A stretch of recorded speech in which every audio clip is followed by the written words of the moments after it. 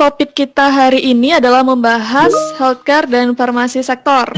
Sangat menarik tentunya, di mana untuk tujuan dari seminar ini adalah mengenal lebih dekat saham-saham yang bergerak di sektor healthcare dan farmasi. Karena seperti yang kita ketahui menjelang vaksin atau adanya sentimen positif kemarin, beberapa saham yang bergerak di sektor ini mengalami kenaikan yang signifikan.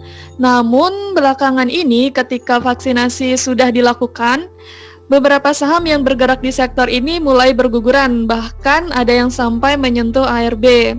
Nah, untuk indeks komposit pun sempat memerah dan cenderung stagnan di level 6.400 setelah vaksinasi ini mulai dilakukan. Untuk melihat bagaimana prospek kedepannya mengenai sektor healthcare dan farmasi ini, Sobat Investor dapat mengikuti pemaparan materi pada siang hari ini. Perkenalkan, nama saya Erlangga Diti Guntoro atau yang sering disebut Angga. Saya sebagai analis sektor kesehatan dan farmasi BNI Sekuritas. Langsung kita mulai aja ya. Sektor kesehatan dan farmasi ini, kalau yang belum tahu, sektor ini ada kita bagi sama dua sektor, kesehatan dan sektor farmasi. Kesehatan ini yang umumnya itu rumah sakit dan laboratori kesehatan biasanya.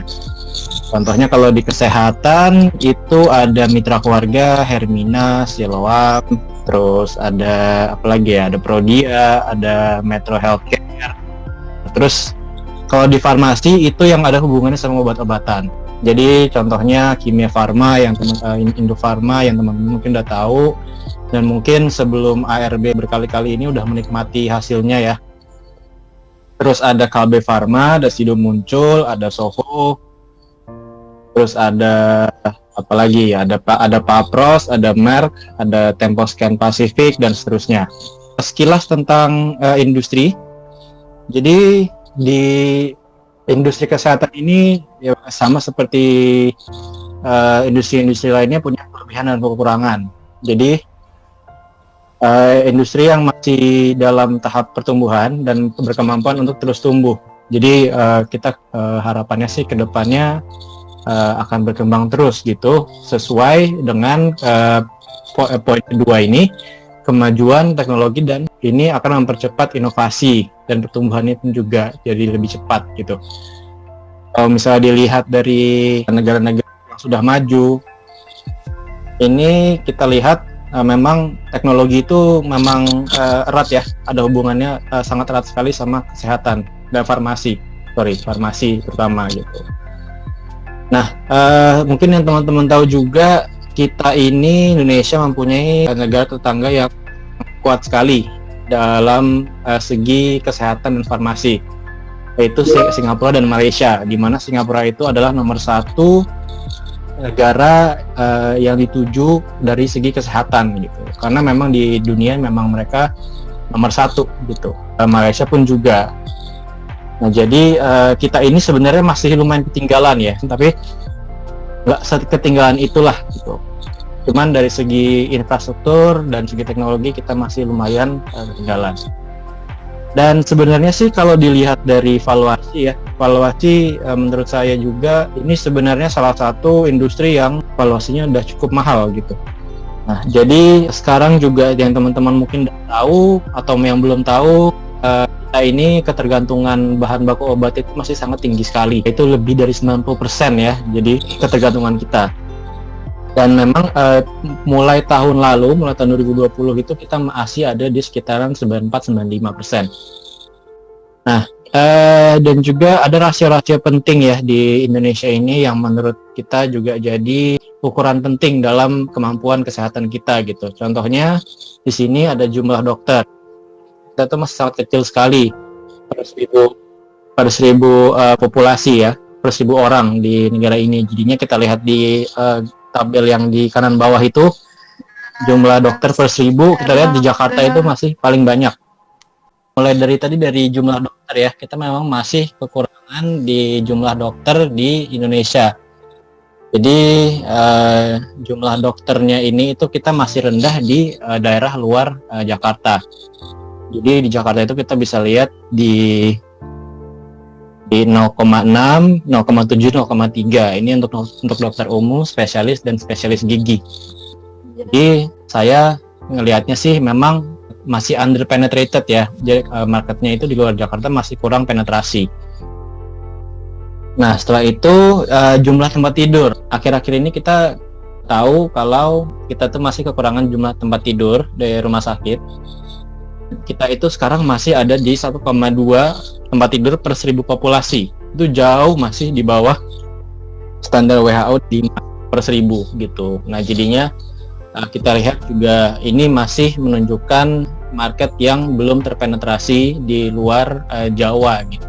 Jadinya mungkin teman-teman nanti saya lebih perjelas lagi untuk emiten-emiten yang di rumah sakit itu apa saja dan mereka adanya di mana aja gitu. Jadi kita bisa, kalau dari statistik ini pun kita bisa tahu sekali lagi market kesehatan ini masih bisa berkembang ke depannya gitu. Kita masuk ke target dan insentif pemerintah pada tahun ini dan atau mungkin yang kedepannya di luar dari tahun 2021 ya. Nah, jadi Presiden ini Jokowi menurunkan impor bahan baku, obat dan alat kesehatan dari 90% jadi 75 sampai 80 di tahun 2024. Jadi akhir 2024 75 sampai 80%. Nah, sekarang jadinya kita lihat itu tadi sudah saya sampaikan kalau jadi sekarang itu udah turun ke 92%, tapi masih akan ada banyak sekali itu ya usaha-usaha yang masih kita harus lewati gitu. Jadi kan memang kita itu yang sama seperti kalau kita melompat ke poin terakhir, pemerintah ini memprioritaskan produksi bahan baku yang terutama di paracetamol dan amoxicillin. Paracetamol ini kita tahu banyak digunakan oleh reda nyeri gitu. Jadi dan buat pilek, buat flu, demam gitu kan semuanya pakai paracetamol, yang kita tahu Panadol lah mungkin salah satunya kan. Terus amoxicillin ini adalah bahan baku aktif utama dari antibiotik. Jadinya untuk antibiotik ini paling banyak digunakan amoxicillin. Dan harapannya sih ke depannya di Kimia Farma ini memang sudah ada rencana ya untuk buat pabrik bahan baku. Tapi sebenarnya mereka itu sudah mempunyai pabrik tersebut gitu. Nanti kita sentuh itu nanti, ada tabelnya saya ada. Nah, setelah itu mungkin yang paling signifikan terhadap industri kesehatan Indonesia itu adalah katanya rencana standarisasi kelas dan premi program JKN. Dimana kan sekarang kan memang kita preminya kan mahal sekali ya, sampai kalau nggak salah dari 150.000 untuk kelas 1, 80.000 kelas 2, 42.000 untuk kelas 3. Jadinya kita ngelihatnya pada saat ini diimplementasi ini adalah untuk langsung mengurangi defisit BPJS Kesehatan. Kenapa? Karena yang kita lihat itu ini memang adalah short term solution atau solusi jangka cepat. Jadi ini kita lihat sekarang aja kalau nggak salah BPJS itu udah nggak defisit lagi. Kalau nggak salah itu ada beritanya pernah dikasih tahu Oktober atau November gitu. Jadi mereka udah nggak defisit lagi. Jadi tunggakannya itu lebih mudah mereka bayar ke emiten-emiten ataupun perusahaan-perusahaan di bidang kesehatan dan farmasi gitu. Jadi semua orang yang kerja JKN itu akan mendapatkan kualitas dan layanan yang sama gitu satu negara gitu. Jadinya ini bagus sekali buat partisipan kelas 3 gitu, yang dimana mereka kan yang mungkin yang paling banyak ya, atau memang yang paling banyak di negara ini gitu. Nah, habis itu kita punya ada perubahan Kementerian Perindustrian itu nomor 16 tahun 2020, perubahan penghitungan TKDN atau tingkat kandungan dalam negeri. Jadi ini emiten-emiten, perusahaan-perusahaan itu sudah mulai didorong untuk produksi bahan baku mereka secara mandiri gitu. Nah, jadinya kedepannya kita mungkin kalau kita pun sudah mandiri, kalaupun itu sudah turun dari 95% ke 75%, ini kita bisa melihat laba yang lebih tinggi gitu. Seharusnya sih wajar seperti itu. Nah, oke, kita sekarang maju ke sentimen. Buat sentimennya itu kita lihat semakin vaksin itu mendekat, kalau misalnya kita lihat di November Desember ini orang-orang itu sudah mulai bepergian kembali. Jadi roda ekonominya udah bergerak kembali, jadinya seharusnya ini juga membuat ekonomi kita pulih kembali gitu. Nah, kalau disambungkan dengan industri kesehatan dan farmasi, pasien rawat jalan ini diharapkan sudah kembali ke rumah sakit lagi buat berobat. Nah, jadinya ini positif sentimen buat industri dan ekonomi juga.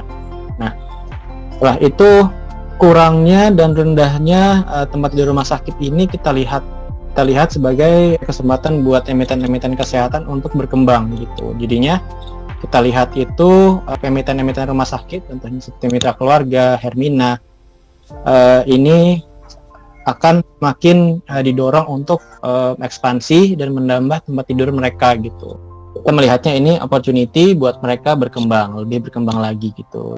Farmasi sebenarnya pas waktu mulai COVID pun ini sebenarnya masih bagus ya. Contoh kita lihat Kalbe Pharma ini adalah salah satu emiten farmasi yang paling konsisten dan paling stabil gitu. Jadinya coba teman-teman bisa lihat pergerakan sahamnya juga di tengah penurunan market ini, di tengah banyak emiten yang ARB ini, mereka masih bisa kuat di kisaran 1.400 sampai 1.600 gitu. Nah, jadinya kita lihat sih kalau misalnya buat farmasi, terutama untuk emiten-emiten yang sehat ya, keuangannya sepertinya akan oke gitu.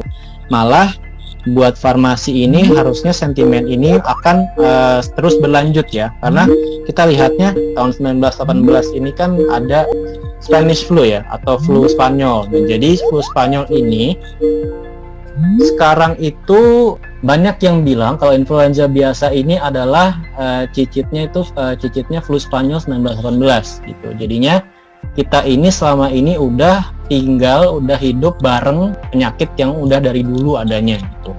Nah, jadi kita lihat sih menurut saya pribadi ya, dengan melihat pergerakan dan perubahan evolusi mutasi virus, jadinya virus ini itu sangat fleksibel untuk mutasi. Jadinya kita ke depannya itu akan butuh berinovasi terus dan membuat obat-obatan yang cocok gitu. Dan vaksinasi flu aja kita sebenarnya setahun itu harus ngambil sekali kan gitu. Nah, jadinya kita ngeliat ke depannya itu mungkin ini akan menjadi sesuatu yang seperti itu. Karena COVID-19 ini itu sebenarnya udah banyak. Jadinya buat agar badan kita lebih update. Nah, itu kita juga mungkin kedepannya akan lebih lihat semakin banyak vaksin yang dibuat gitu. Sudah saya sentuh ya, tumbuhnya kesadaran kesehatan masyarakat Indonesia dikarenakan oleh pandemi COVID-19. Dan ini akan menurut saya akan menjadi sentimen yang sangat berlanjut. Jadi ini sangat positif sekali buat sektor kesehatan gitu. Sebagai sektor kesehatan dan farmasi, sebagai sektor yang lumayan defensif. Kalau kita lihat memang contohnya kita lihat Mitra Keluarga. Ada progres ya? Di tengah market yang drop ini, Mitra Keluarga kalau nggak salah sekarang di berapa ya? 2.700 kalau nggak salah ya. Tadi saya habis cek terakhir gitu, dari 700-an lah, dari 600-an mungkin lebih tinggi lagi gitu.